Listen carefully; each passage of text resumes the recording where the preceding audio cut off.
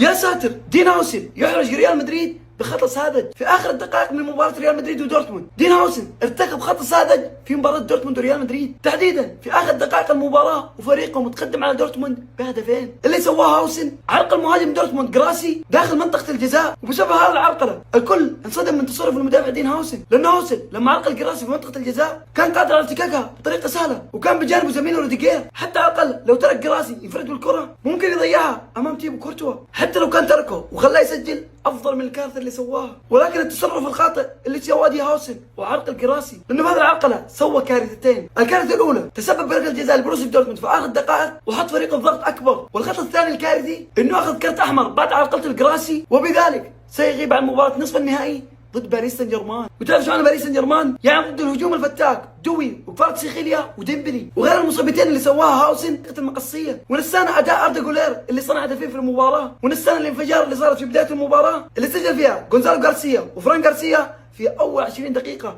من بدايه المباراه. وكل هذا اللي صار بسبب خطا ارتكبه دي هاوسن بلا فائده.